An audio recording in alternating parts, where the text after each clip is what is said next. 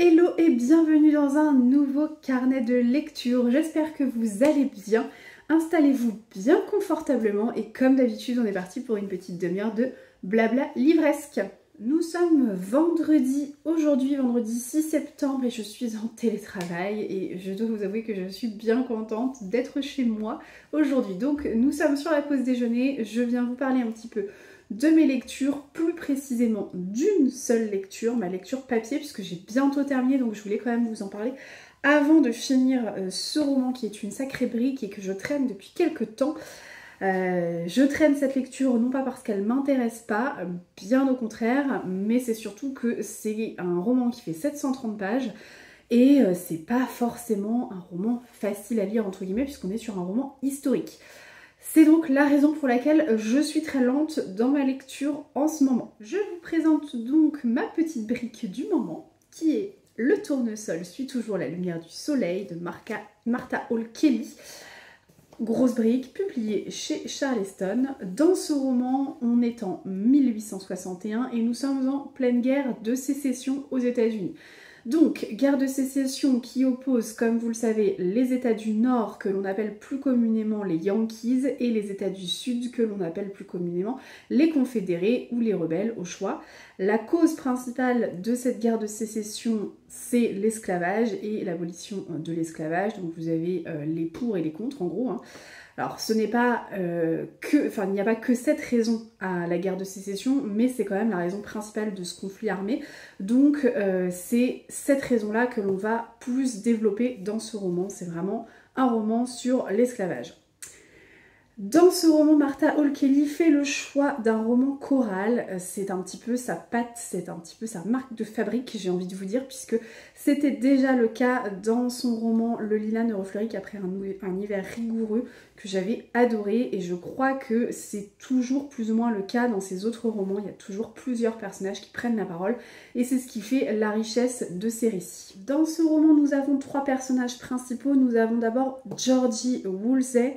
Georgie, c'est une aristocrate qui provient d'une famille très respectée et très réputée, originaire de New York. Cette famille comprend 7 filles, donc Georgie elle a 6 sœurs, et elle vit avec ses 6 sœurs et sa mère. Son papa est décédé il y a quelques années de ça, et leur cheval de bataille, c'est vraiment de défendre absolument le peuple opprimé, la population noire américaine, et donc elle est contre l'esclavage. Toutes ses sœurs sont contre l'esclavage, sa mère également, et donc c'est vraiment leur gros combat, c'est le combat de toute une vie, j'ai envie de vous dire. Et donc Georgie, elle décide de s'engager avec une de ses sœurs dans l'armée américaine pour pouvoir être infirmière et pour être au plus près et au plus proche des soldats lorsqu'ils combattent. Donc voilà, c'est un petit peu son combat. En parallèle, son rêve, c'est d'ouvrir une école d'infirmière et de donner accès à certaines personnes qui n'ont pas accès à cette époque-là à leurs droits, de pouvoir y avoir accès. Donc typiquement, elle veut ouvrir cette école d'infirmière pour pouvoir faire en sorte que les femmes aient une éducation et des études pour pouvoir leur permettre de pratiquer un métier, tout simplement. Donc ça c'est le premier personnage, Georgie. En parallèle de ça, on suit également l'histoire de Gemma, qui elle est dans un des États du Sud et qui a une position très inconfortable par rapport à celle de Georgie, puisque c'est une femme qui est noire et qui est esclave. Et donc elle est propriétaire d'un manoir, enfin d'une propriété, d'une plantation, voilà, d'une plantation de tabac. Dans le sud des États-Unis, et donc on suit tout son quotidien d'esclave. Comme vous pouvez vous en douter, ce n'est pas forcément facile à lire puisqu'il y a énormément d'injustice, énormément de violence dans son quotidien, et ça fait vraiment froid dans le dos. Et le dernier personnage, c'est celui de Anne May. J'oublie souvent son nom. Donc Anne May, c'est la propriétaire de la plantation de tabac dans laquelle Gemma est esclave. Voilà, donc autant vous dire qu'on est sur un personnage exécrable. C'est un personnage vraiment qu'on a envie de baffer du début à la fin. Donc elle, pour le coup, je vous le donne en mille, j'ai envie de vous dire. Effectivement, elle défend vraiment la cause des sudistes et des États du Sud, puisqu'elle refuse d'accorder la liberté à ses esclaves. elle les considère comme des êtres inférieurs. Et donc ça se ressent tout au long du roman puisqu'elle est vraiment infecte, elle se sent supérieure en fait, donc c'est vraiment insupportable comme position. Et c'est vraiment ce que j'apprécie dans les romans de Martha Hall Kelly, c'est qu'on n'a pas tout le temps qu'une vision manichéenne des choses, c'est vraiment, on a la vision du côté plutôt nord, du côté plutôt sud, donc ça nous fait vraiment un panel de points de vue sur la guerre de sécession et c'est toujours très enrichissant, très instructif et ça nous permet de voir un petit peu comment ça peut se passer, aussi bien quand on est propriétaire d'une plantation de tabac que quand on est fervent opposant à l'esclavage et donc ça nous permet de voir tout ça. C'est un roman que j'apprécie énormément, j'aime beaucoup ma lecture parce que, vous le savez, la lutte contre l'esclavage, l'abolition de l'esclavage, la ségrégation raciale, particulièrement aux États-Unis, ce sont des thématiques que j'affectionne particulièrement. Pourquoi? Je ne peux pas vous dire, mais vraiment, c'est une période de l'histoire que je trouve hyper enrichissante et ça me laisse toujours couette de voir à quel point les hommes peuvent être affreux entre eux et à quel point cette histoire de racisme, d'esclavage et tout, c'est vraiment, ça me débecte en fait. Et donc je trouve que c'est toujours hyper enrichissant de lire sur cette période historique. Et plus je lis, plus j'en apprends, plus ça me débecte, mais c'est quelque chose dont je ne me lasserai jamais, je pense. Donc je suis très contente de découvrir ce roman qui traînait dans ma palle depuis une éternité, et beaucoup trop longtemps si vous voulez mon avis d'ailleurs. Et j'ai hâte de le terminer. Alors, j'ai hâte de le terminer, oui et non, parce qu'en même temps je suis bien dans cette histoire, donc j'ai pas trop envie de finir trop vite. Mais d'un autre côté, on est sur un roman historique, c'est ce que je vous disais, donc on est sur un roman historique assez lent. J'ai trouvé quand même quelques longueurs, c'est vrai qu'on est quand même sur un roman de 730 pages, comme je vous le disais, donc parfois ça peut être un petit peu long. Mais écoutez, ça n'empêche que c'est très instructif et j'adore suivre l'histoire de Gemma, j'adore suivre l'histoire de Georgie. Bon, celle de Anne-May, bon, vous vous en doutez peut-être un petit peu moins, mais j'ai vraiment hâte de savoir ce qui va se passer et de comment va évoluer le conflit, comment vont évoluer ces femmes et qu'est-ce qui va se passer pour elles. Il me reste approximativement 130 pages, donc je pense que je vais lire ça assez rapidement. J'espère pouvoir le finir ce soir ou ce week-end. J'aimerais bien pouvoir enchaîner avec une autre lecture ce week-end, donc si j'arrive à le finir ce soir, ça serait vraiment top. Je viendrai vous donner mon avis final. En toute honnêteté, je pense pas que ça changera par rapport à ce que je viens de vous dire là. On est sur un roman qui, à mon sens, est nécessaire. Un petit peu comme tous les romans qui traitent de cette thématique. J'ai rarement été déçue par un roman de cette thématique-là. Donc voilà, et Martha Hall Kelly, ça commence à devenir pour moi une autrice presque incontournable sur les romans historiques et sur les romans, sur le style roman choral, parce que vraiment elle excelle dans ce style-là, je trouve. Et j'aime beaucoup. Je ne sais pas encore ce que je vais prendre comme lecture suite à cette petite brique. En toute honnêteté, j'ai un petit partenariat avec Gaëlis Éditions qu'il faudrait que je lise. Enfin, je dis petit, c'est un euphémisme puisque c'est encore une brique, encore un roman historique de 700 pages. Après, les romans de Gaëlis Éditions, en règle générale, je les dévore. Vraiment, ça se lit très très bien. Mais je sais pas si j'ai envie d'enchaîner avec un roman historique. Donc je me demande si je vais pas faire une petite pause, lire autre chose entre temps et enchaîner après avec le roman de Gaëlis Éditions. Je ne sais pas trop. Toujours est-il que en ce moment à Nantes, il fait un temps affreux. Bon, j'ai envie de vous dire à peu près comme toute l'année. Mais là, vraiment, il fait moche. Il pleut depuis ce matin. C'est pas terrible. Et du coup, on est le 6 septembre, mais j'ai presque envie de sortir mes lectures d'automne. Enfin, j'ai plus trop envie de lire des lectures estivales. Donc, je me demande si je vais pas un petit peu enchaîner avec mes genres de prédilection, puisque j'adore la saison automnale et j'adore les lectures automnales. J'aime beaucoup, comme vous le savez, la littérature d'inspiration gothique. J'aime beaucoup les thrillers et pour moi, ce sont des genres qui se lisent parfaitement à l'automne. Donc, j'ai bien envie de changer un peu J'ai bien envie de changer un peu mes lectures et partir plutôt sur autre chose que des lectures estivales. Donc bon bref, je viendrai vous en reparler parce que vous le saurez bien assez tôt. Vous allez vite savoir ce que j'ai décidé de lire, mais voilà, pour le moment j'hésite. En attendant, je vais aller me faire un café, je vais reprendre à travailler et je vous dis à plus tard.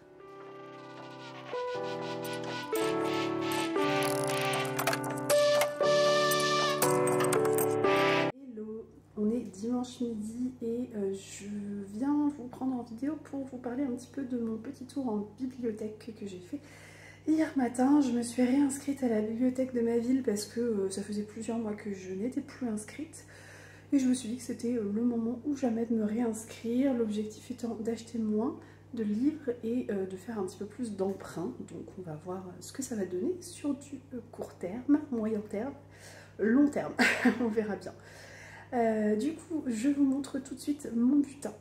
Premier livre que j'ai emprunté, c'est un roman d'Alexis Lepsker. Ça fait vraiment longtemps que je veux découvrir cet auteur et c'était pas chose faite, j'en ai aucun dans ma palle. Donc c'était le moment ou jamais, et donc à la médiathèque ils avaient Et avec votre esprit, publié chez Michel Lafon, donc en grand format. Je vous montre vite fait la 4e de couverture. Alexis Lepsker, c'est un joueur de poker, donc apparemment ça se ressent un peu dans ses romans, donc j'ai hâte d'en savoir un peu plus. On est sur un thriller, si j'ai bien compris, c'est quand même assez violent, assez gore, mais bon, je pense que ça va me plaire et en ce moment j'ai vraiment très envie de lire des thrillers, donc ce sera l'occasion. Ensuite, dans un genre un peu similaire, j'ai emprunté le tome 8 de la saga Erika Falk de Camilla Lackberg, La Faiseuse d'Anges. C'est une saga que je lis depuis quelques années maintenant, que j'aime beaucoup. Au total, il y a 11 tomes, puisque Camilla Lackberg a publié cet été Le Nid de Coucou, qui est le 11e tome de sa saga, après avoir fait une grosse pause, la saga comptait 10 tomes depuis quelques temps, et voilà. Et donc elle a décidé de sortir un 11e tome. Et du coup, ça m'a clairement donné envie de me remettre dans la saga. Donc on est sur le 8e tome, ce sont des thrillers un peu... des polars nordiques plutôt, et on est sur... une saga qui se lit très très bien, très très vite. Alors on est quand même sur des petites briques, ça fait presque 500 pages à chaque fois. Mais honnêtement, ça se lit très très bien. Donc j'ai hâte d'en savoir un petit peu plus et de me replonger dans cette saga. Et pour finir, j'ai emprunté un autre genre, plutôt un roman graphique. Femme, vie, liberté. Donc c'est sous la direction de Marjane Satrapi, et c'est publié chez l'Iconoclaste. Et donc on est sur un roman graphique qui parle du droit des femmes en Iran. Donc rien à voir, pour le coup on est sur quelque chose de complètement différent. On est sur... Attendez que je vous montre un petit peu. Hop là. On est sur un roman graphique avec quand même beaucoup de textes, avec des illustrations qui m'ont l'air assez sombres quand même dans l'ensemble. Des couleurs très sombres, très noires qui sont utilisées, mais en même temps je pense que pour raconter un peu l'histoire de l'Iran et notamment l'histoire du droit des femmes en Iran, c'est sûrement des très bonnes couleurs. Voilà, c'est très représentatif je pense. Donc j'ai hâte de me lancer dans ce roman graphique également. Si vous avez lu un de ces 3 livres, n'hésitez pas à me dire ce que vous en avez pensé. Et moi, je vous reprends un petit peu plus tard.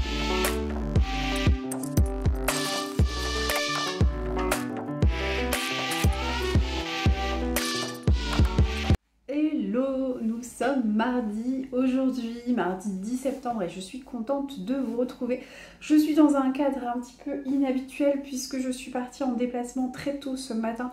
Je donne des cours sur le campus de Paris-Saclay, à Massy du coup, enfin à côté de Massy, et donc je suis partie ce matin à 5h, c'est un petit peu piqué, je ne vais pas vous le cacher. Et donc là je viens de terminer ma journée de cours avec les étudiants, je reprends demain juste pour la matinée et je repars ensuite dans l'après-midi, je rentre à Nantes et donc je finirai la journée en travaillant de chez moi, ce qui va être plutôt apprécié. Du coup, je suis un petit peu claquée, comme vous vous en doutez, mais l'avantage d'être en déplacement en solo, c'est que je n'ai que moi à gérer ce soir, donc je vais pouvoir me faire une petite soirée lecture détente. J'ai checké mes mails les plus importants et là, je vais pouvoir me détendre. Donc ça, c'est plutôt cool. Et je suis en pleine lecture de ce roman qui est donc La Faiseuse d'Anges, le 8e tome de la saga Erika Folk, écrite par Camilla Läckberg. Je l'ai emprunté à la médiathèque et franchement j'avais hyper envie de retrouver cette saga. Donc je me suis plongée dedans dimanche, je l'ai bien dégommée hein, puisque j'ai lu 280 pages déjà. Et je l'ai entamé dimanche, on est mardi, donc c'était il y a 2 jours. Je trouve que j'étais sur un plutôt bon rythme et je vais le continuer ce soir. Donc ça, c'est plutôt une bonne nouvelle. Voilà, donc en termes d'histoire, je ne vais pas vous en dire beaucoup parce qu'on est sur un 8e tome. Donc le but n'étant pas de vous spoiler toute la saga, je vais éviter de faire des bourdes. Ce que je peux vous dire, c'est qu'on retrouve la petite ville de Fialbaka, je crois que ça se prononce comme ça, Fialbaka. Et donc là, l'intrigue se passe plus spécifiquement sur l'île de Valo, qui est à proximité de Fialbaka. On retrouve bien évidemment nos personnages chouchous qui sont Erika et Patrick, donc le couple de détectives que l'on suit depuis le début de la saga.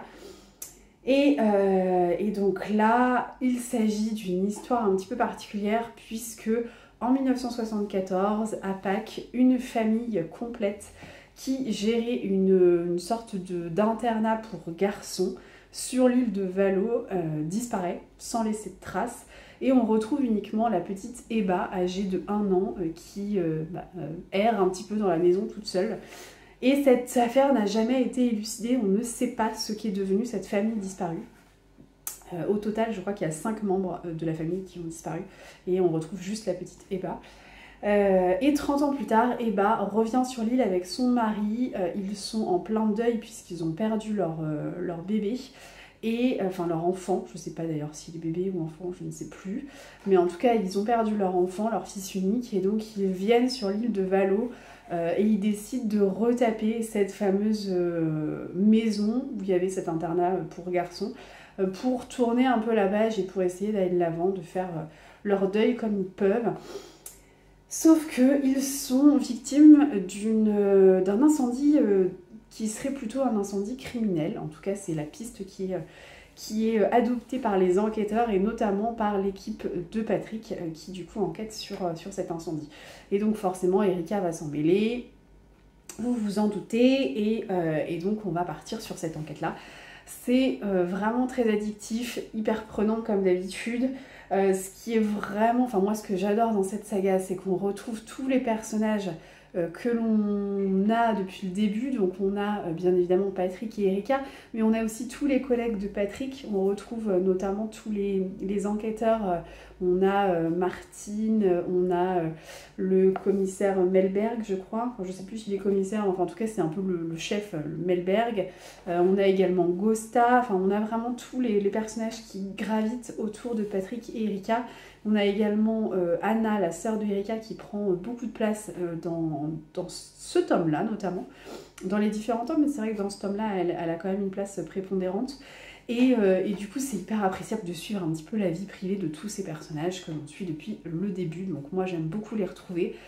Après, ce qui est un petit peu difficile dans ce tome-là, mais dans certains tomes, enfin en tout cas, c'est ce que j'avais déjà remarqué dans les tomes précédents, c'est qu'on a beaucoup de personnages, parce qu'en plus des personnages récurrents, on a aussi les personnages qui sont liés à l'enquête que l'on a dans le tome. Et donc là, en l'occurrence, les personnages qui sont liés à l'enquête sont très nombreux, et parfois on a un peu du mal à s'y retrouver, on ne sait plus trop qui est qui, et c'est un petit peu ce que je reproche à ce tome pour le moment, mais voilà. Mais mis à part ça, globalement, je trouve que c'est hyper addictif, hyper prenant. On est sur une histoire entraînante, on a envie de savoir ce qui s'est passé et ce qui va se passer. On a envie que Patrick et Erika découvrent le fin mot de l'histoire. et on a envie d'avancer avec eux et de découvrir tout ça avec eux. En parallèle de tout ça, je ne vous l'avais pas dit, mais bien évidemment j'ai terminé Le Tournesol suit toujours la lumière du soleil. Pas grand chose de plus à vous en dire par rapport à ce que je vous ai déjà dit dans la précédente séquence vidéo. À savoir que c'est un roman que j'ai beaucoup aimé, qui est extrêmement bien documenté. On a vraiment les faits sur la guerre de sécession qui sont bien mis en avant. On sent que l'autrice a fait un travail de recherche incroyable. Et ça c'est très appréciable vraiment. Ce que je ne savais pas et ce que l'auteur dit en fin de roman dans sa note d'auteur, elle explique que en fait le roman se base sur les ancêtres de Caroline Feriday, qui était l'un des personnages que l'on avait dans Le Lilas ne refleurit qu'après un hiver rigoureux. Donc j'ai trouvé ça très chouette parce que c'est un personnage qui a réellement existé, si j'ai bien compris. Et du coup, d'avoir une continuité dans ces deux livres sans que ce soit vraiment marqué, mais que ce soit fait de façon très abstraite et de façon très discrète, finalement, j'ai trouvé que c'était plutôt bien fait et plutôt bien choisi par l'autrice. Donc ça m'a vraiment beaucoup plu d'apprendre tout ça. Elle explique aussi que les personnages, les autres personnages du roman choral sont des personnages qui ont été inventés certes, mais pour lesquels il y a eu énormément de recherches. Et je trouve que ça se sent quand on lit le roman, on sent qu'il y a eu de la recherche, on sent qu'il y a eu du travail derrière. Et ça, moi, c'est ce que j'apprécie dans les romans historiques comme celui-ci. C'est vraiment de plonger dans un univers qui a réellement existé et pas dans un univers potentiellement inventé ou alors suspecté, entre guillemets. Là, vraiment, on est sur quelque chose de vraisemblable par rapport à ce qui s'est passé pendant la guerre de sécession. Le roman parfois souffre de quelques longueurs, mais globalement sur 700 pages, c'est pas énorme les longueurs, ça reste vraiment, on va dire gérable, ça reste très appréciable comme rythme de lecture, mais c'est vrai que parfois, bon, sur 730 pages, l'autrice, bon, elle aurait pu, je pense, trancher un peu et peut-être enlever ne serait-ce qu'une cinquantaine de pages qui, à mon sens, ne sont pas forcément nécessaires et souffrent de quelques longueurs. Mais globalement, je peux vous dire que c'est un très bon roman. Je vous recommande vraiment, si vous aimez les romans historiques, de découvrir La Plume de cette autrice, de Martha Hall Kelly, parce que c'est très bien fait, que ce soit Le Lilas ne refleurit qu'après un hiver rigoureux ou alors Le Tournesol suit toujours la lumière du soleil. On est sur des romans de qualité. Pour ce qui est de ma lecture audio, il me reste encore 2 heures d'écoute. Alors il me reste plus grand chose en toute honnêteté, j'ai bien avancé là en début de semaine, hier notamment, parce qu'hier j'avais pas mal de trajets, notamment au transport en commun, donc ça m'a permis d'avancer pas mal. Il me reste 2 heures, donc potentiellement je peux notamment les écouter dans le train demain, en travaillant ou en faisant autre chose à voir. Mais potentiellement, je peux finir ce roman de steampunk rapidement, d'ici la fin de la semaine. Donc à voir si je vous en reparle dans ce carnet de lecture ou pas, mais en tout cas, c'est un livre que j'aime bien. Je suis toujours plongée dans l'histoire. Alors j'ai eu quelques absences hier quand j'étais dans les transports en commun, parce que j'avais l'esprit un peu ailleurs, donc il y a des petits passages que j'ai un peu pas sauté en fait, parce que je les ai écoutés mais sans vraiment les écouter. Je sais pas si ça vous arrive ça des fois quand vous écoutez des livres audio, mais moi parfois ça m'arrive de devoir revenir en arrière parce que je me suis rendu compte que j'avais pas réellement écouté ce qui était en train de se dérouler, et donc j'ai pas tout saisi. Donc là c'est un petit peu le cas, et donc il y a certains passages que j'ai un peu occultés, mais globalement c'est une très bonne lecture, c'est une très belle découverte, et j'ai vraiment hâte de savoir ce que va donner la fin de ce tome-là, et j'ai hâte aussi de découvrir le reste de la série. Voilà. Je viendrai bien évidemment vous en reparler dès que j'aurai l'occasion de poursuivre cette écoute audio. Écoutez, moi je vais vous laisser là pour ce soir. Je vais donc aller me poser tranquillement pour lire mon livre. Et puis je vais me détendre un petit peu. Et ça va faire du bien.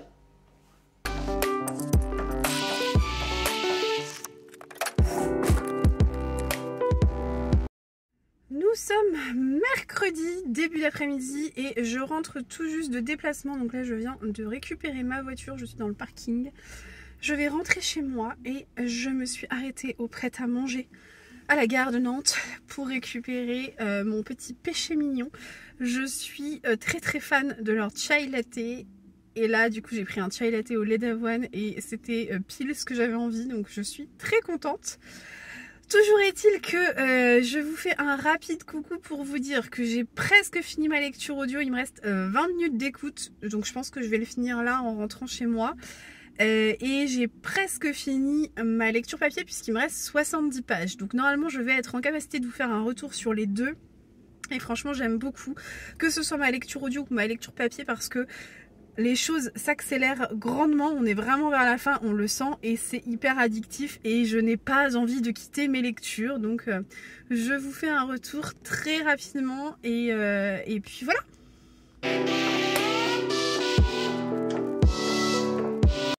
Et coucou, je vous reprends ce soir, nous sommes jeudi soir, il est 21 h, d'où la luminosité assez faible puisque il fait presque déjà nuit, l'été s'est terminé ou presque. Je m'excuse pour cette tête de fatiguée, mais il est grand temps que la semaine se termine, donc voilà, c'est nature peinture ce soir, désolée. Je viens donc clore ce carnet de lecture, mais avant ça, je viens vous donner mes deux avis lecture sur mes deux lectures que j'ai terminées. Donc il y avait donc ma lecture audio qui était le premier tome de la saga Steam Sailors, écrit par E.S. Green, donc une saga steampunk fantasy young adulte. Et ma deuxième lecture, c'était donc le 8e tome de la saga Erika Falk et Patrick Edstrom, écrite par Camilla Lackberg, et donc le titre de ce 8e tome, c'est La Faiseuse d'Ange.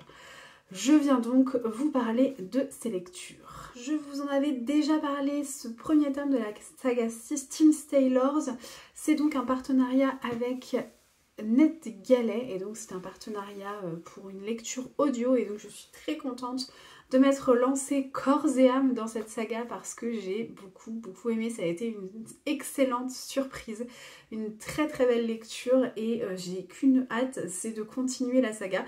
C'est une trilogie, donc il n'y a que 2 autres tomes et ça s'écoute tellement bien, tellement vite, c'est tellement fluide que j'ai presque envie d'enchaîner. Alors je sais pas si je vais vraiment le faire, mais en tout cas c'est vraiment très bien écrit et ça m'a vraiment donné envie.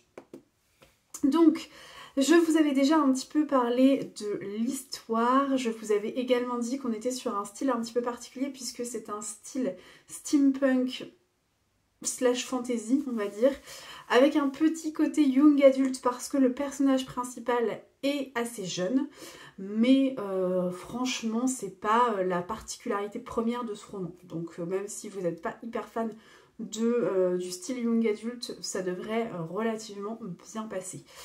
Dans ce roman, pour vous refaire un rapide résumé, on découvre un monde fantasy inventé de toutes pièces puisque vous avez un monde constitué de ce qu'on appelle le haut monde et ce qu'on appelle le bas monde. Et en fait, ce sont 2 mondes qui ont subi une fracture nette et précise lors d'un événement, d'une sorte de guerre, d'un conflit on va dire, qui s'appelle la Grande Fracture, et donc c'est cet événement qui a mis fin au règne des alchimistes, et les alchimistes ont été éradiqués par ce qu'on appelle les industriels, et donc tout leur savoir a disparu. En gros c'est ça. Et donc on raconte que lorsque les alchimistes ont disparu, ils se seraient cachés dans ce qu'on appelle une cité, je crois que c'était la cité impossible, quelque chose comme ça. Donc dans une cité inconnue de tous, et ils auraient décidé de planquer leur trésor et leur savoir dans cette cité. Voilà. Donc ça c'est un peu une légende urbaine, tout le monde la connaît mais personne ne sait réellement ce qu'il en est. Et dans ce monde-là, on va faire la connaissance de Prudence. Donc Prudence, c'est une jeune femme qui est originaire du bas monde et qui a la particularité d'être une irrégulière. Et donc une irrégulière, ce sont des personnes les irréguliers qui ont des dons extra-lucides, entre guillemets, qui ont des dons décuplés par rapport à leurs émotions. Et donc Prudence, elle voit l'avenir à travers ses rêves. Et donc c'est un petit peu particulier, elle a vraiment des dons très spécifiques. Sauf que Prudence est originaire du bas monde, qu'elle est orpheline, elle a vraiment une vie misérable, il faut le dire. Et elle vit un peu comme une paria, elle est le médecin entre guillemets du village, mais elle le fait de façon plutôt cachée, plutôt secrète, parce qu'elle n'a pas les diplômes pour, en tout cas, enfin voilà. Elle vit un peu comme une paria, jusqu'à ce qu'un beau jour, elle soit kidnappée par une bande de pirates, par un équipage pirate, et cet équipage, c'est l'équipage de l'Héliotrope. L'Héliotrope, c'est un vaisseau volant, donc c'est des pirates des airs en gros. Donc c'est un bateau mais qui du coup vole dans les airs. Et du coup elle fait la connaissance de tout l'équipage de ce bateau. Donc elle fait la connaissance particulièrement du capitaine Théodore Mousquet, qui est un personnage très charismatique, mais qui est aussi très énigmatique et très mystérieux, puisque pendant une grosse partie du roman, on ne sait pas vraiment qui est Théodore Mousquet, il se cache un petit peu de Prudence, donc on découvre le capitaine après s'être fait pas mal de plans en tête, en se disant mais qui est ce personnage? Donc on découvre Théodore Mousquet qui est le capitaine, et on découvre tous les officiers du capitaine, et donc on en découvre particulièrement 4, on découvre Gareth, qui est un homme de science, qui est un petit peu désarticulé puisqu'il lui manque des membres, voilà, enfin il est très... c'est quelqu'un de très intelligent, c'est quelqu'un de très posé, très calme, et qui prend tout de suite Prudence sous son aile. Il va y avoir également Ézéchiel qui lui pour le coup est un peu tout feu tout flamme. C'est quelqu'un qui a beaucoup d'entrain, qui a beaucoup de répartie, c'est quelqu'un qui a beaucoup d'énergie également en lui. Et donc dans la version audio en tout cas, la lectrice utilise une voix très particulière pour Ézéchiel, puisqu'elle utilise une voix assez nasillarde et assez rocailleuse, et c'est assez marrant à entendre. Et on devine tout de suite que c'est Ézéchiel quand la lectrice parle. Vous avez ensuite Pétrus, qui est un géant même, un géant blond tatoué de partout, qui provient, enfin en tout cas qui est originaire des îles du Nord, du Haut-Monde. Et vous avez également Sergueï, qui lui, Sergueï c'est un peu le chef cuisinier du navire. Donc pour le coup, lui, il a plutôt un accent assez russe, on va dire. Et vraiment ces 4 officiers avec ce capitaine, ils forment une petite bande à laquelle on s'attache très facilement. Alors même si ce sont les kidnappeurs de Prudence, ça n'empêche qu'on sent tout de suite qu'ils développent une relation particulière avec Prudence. Et c'est ce qui fait qu'on plonge avec délectation dans cette histoire. Et ça a été vraiment une très très belle surprise. Ce que j'ai particulièrement aimé dans cette histoire, c'est qu'on est sur quelque chose de bien construit, de bien amené. Vous avez la construction d'un monde imaginaire particulier que l'autrice arrive très bien à mettre en scène et très bien à décrire, ce qui fait qu'on visualise très très bien les choses. Et tout s'imbrique complètement, parfaitement. Et ça c'est vraiment appréciable. C'est assez descriptif forcément parce que du coup vous avez la découverte d'un nouveau monde, mais paradoxalement c'est descriptif, mais c'est aussi beaucoup d'action, beaucoup d'aventure, et donc on ne s'ennuie pas un seul instant dans ce roman. En toute honnêteté, alors sur la lecture audio, sur la version audio, on est à 8 heures d'écoute à peu près, donc je sais pas trop ce que ça fait en termes de lecture papier, mais je ne pense pas que ce soit des énormes briques. Je pense que c'est vraiment raisonnable en termes de longueur, mais vraiment, pour moi, c'est quelque chose qui est très fluide, qui se lit très bien et qui s'écoute très bien, parce que vous avez à la fois cette partie description, mais également à la fois cette action, cette aventure, qui prend vraiment le dessus. On suit des pirates, donc forcément on est sur des actes de piraterie. Moi j'adore les histoires de pirates, vraiment ça me passionne. Je sais pas pourquoi, mais vraiment les histoires de pirates, je trouve ça passionnant. Et en fait là on est certes sur des pirates qui voguent dans les airs, donc c'est un peu particulier, mais on a quand même la caractéristique des pirates qui ressort, et donc il n'y a pas un seul moment où on s'ennuie avec eux. Forcément ils ont toujours les troupes royales à leur trousse, ils ont toujours une quête à faire, enfin il y a toujours quelque chose en fait, et donc on ne s'ennuie pas. Vous avez des courses-poursuites, des mystères à tous les chapitres, et vous avez plein de découvertes à droite à gauche, et ça c'est vraiment passionnant. C'est un roman pour lequel les personnages sont très très bien construits également. Moi j'avais un petit peu peur du côté young adulte avec le personnage de Prudence, parce que je suis pas très fan du young adulte en règle générale. Mais là je trouve que c'est très très bien dosé, parce qu'en fait Prudence c'est le seul personnage un petit peu jeune du roman. Les autres personnages, ce sont des personnages qui sont adultes. Les officiers sur l'héliotrope, ce sont des adultes. Et en fait, ça vient contrecarrer un petit peu cette naïveté qu'on pourrait craindre un petit peu trop dans le personnage de Prudence. Et mine de rien, c'est un personnage qui est très attachant. J'ai trouvé que c'était un personnage qui n'était absolument pas caricatural. Au contraire, elle m'a un petit peu fait penser au personnage principal de la saga, de la trilogie The Prison Healer que j'avais lu en début d'année, là, que j'avais beaucoup aimé, parce qu'on est sur un personnage, certes, moins badass que le personnage principal de The Prison Healer, mais on est sur un personnage qui est quand même très posé, très réfléchi, et qui prend beaucoup de recul sur les choses. Et je trouve que du coup, la jeunesse et la naïveté du personnage, c'est pas ce qu'on met en avant, et ça fait du bien en fait d'avoir un personnage un peu posé malgré son jeune âge.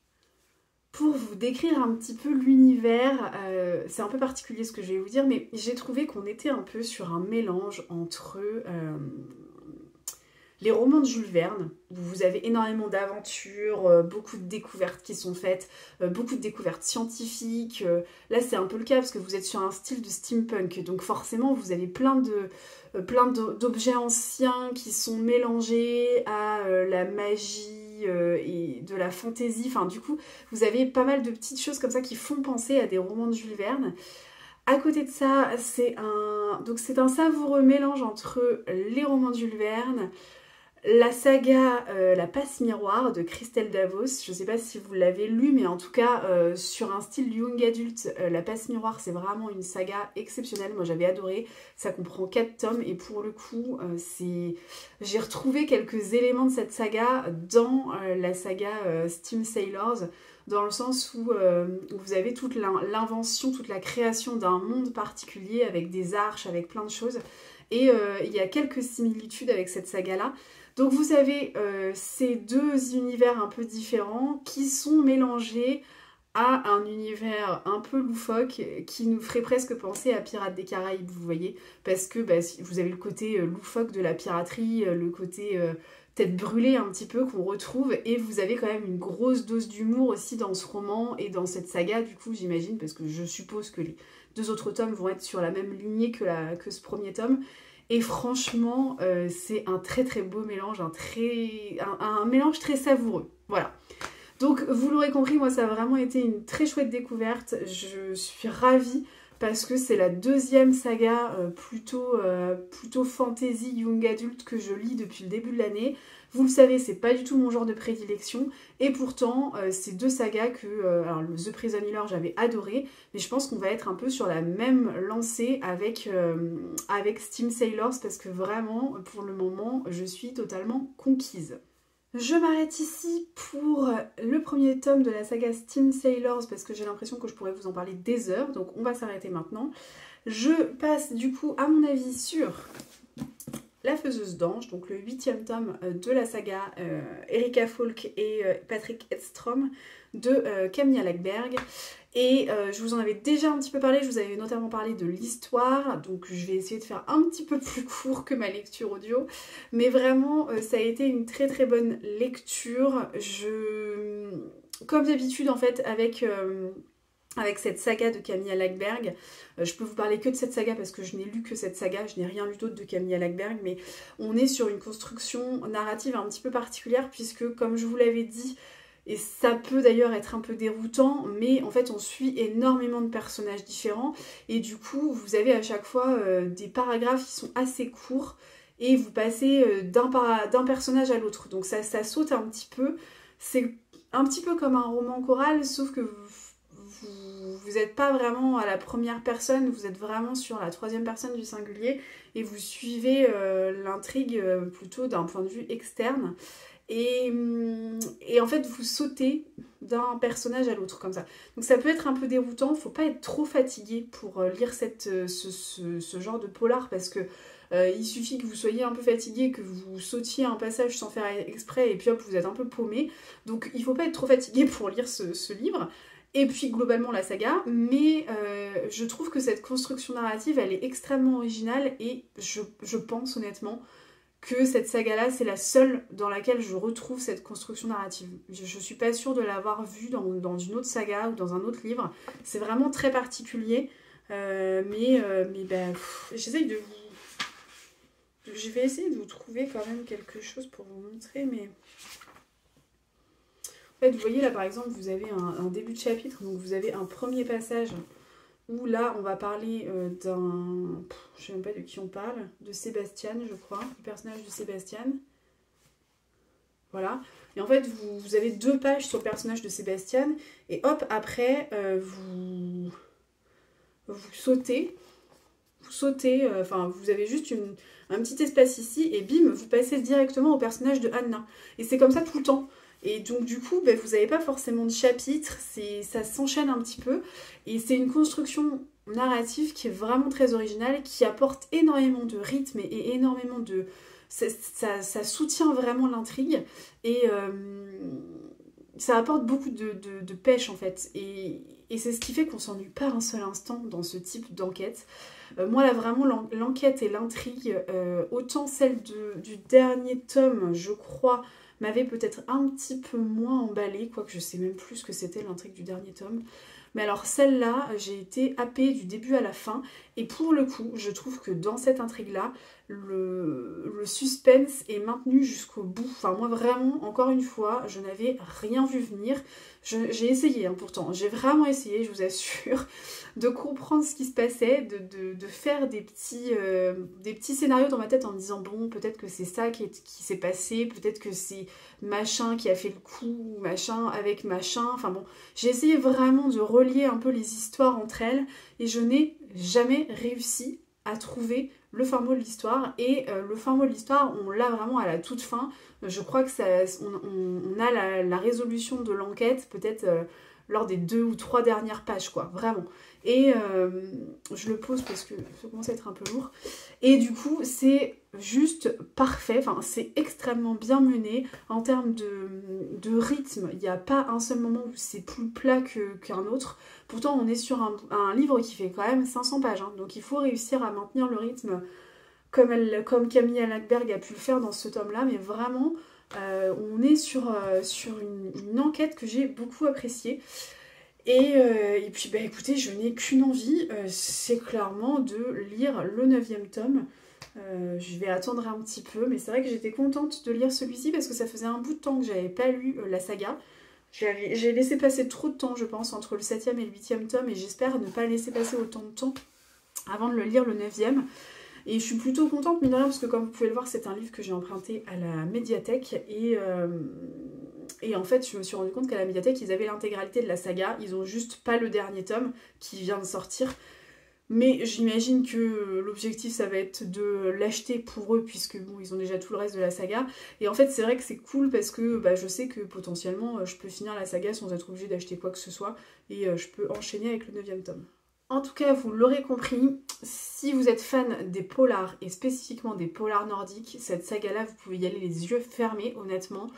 On est quand même, enfin là c'est le 8e tome que je lis, hein, donc on est quand même sur une saga qui est assez longue, et pourtant je ne m'en lasse pas. Je suis toujours hyper contente de retrouver les personnages, de retrouver l'ambiance de Fialbaka, de retrouver la Suède, de retrouver cette ambiance un peu nordique, ce côté haletant tout en étant assez lent dans la façon d'amener les choses. Vraiment c'est très particulier, c'est le style nordique, ça c'est clair, mais j'arrive pas à retrouver ce style-là avec d'autres auteurs.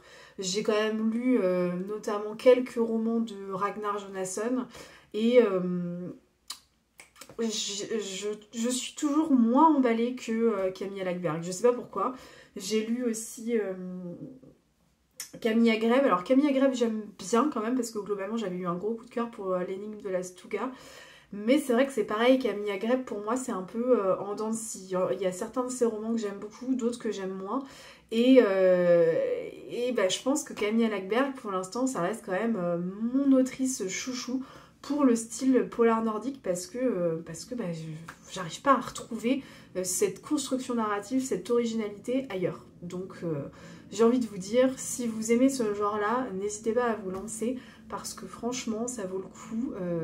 Il y a certes des tomes pour lesquels les enquêtes m'ont un petit peu moins emballée, mais quand même globalement on est sur quelque chose qui tient la route, on est sur une saga de qualité et je ne peux que vous encourager à la découvrir.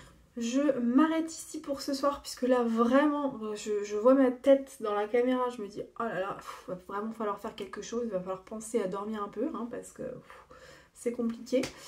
Donc je m'arrête là pour ce soir, je m'arrête là aussi pour ce carnet de lecture. Je pense que, bah, de toute façon c'est sûr, j'aurais du retard, normalement j'aurais dû vous publier le carnet de lecture ce soir à 18 h, bon bah clairement on n'y est pas. Donc je vais quand même faire le montage ce soir je pense, et vous l'aurez très probablement demain. Probablement demain soir d'ailleurs, parce que demain je suis au bureau, donc j'aurai absolument pas le temps de vous poster le carnet de lecture dans la journée, mais du coup ce sera plutôt demain soir. Et en attendant la prochaine vidéo, alors j'ai pas mal d'idées là sur le mois de septembre, octobre à mettre en place, mais pour l'instant j'ai pas eu le temps de me plonger sur ces idées là. J'ai tellement de travail là sur ce début d'année scolaire que c'est un peu tendu pour moi, mais ça devrait se calmer très prochainement, d'une façon ou d'une autre, ça va se calmer, ça c'est clair. Donc du coup j'aurai plus le temps pour me poser un peu et puis pour vous raconter tout ce que j'ai en tête et pour vous présenter tout ce que j'aimerais faire avec vous sur la fin de l'année. Voilà. Bref, sur ce, j'arrête de blablater. J'espère que vous aurez passé un agréable moment en ma compagnie. J'espère également que vous aurez noté quelques idées de lecture. Globalement, je suis assez contente parce que cette semaine, j'ai fait des belles lectures, des très belles découvertes. Donc j'espère que ça vous aura donné envie. N'hésitez pas à me dire ce que vous lisez en ce moment. Vous savez que j'adore savoir ce que vous lisez. Et bien, on se retrouve dès la semaine prochaine pour une nouvelle vidéo. Allez, ciao!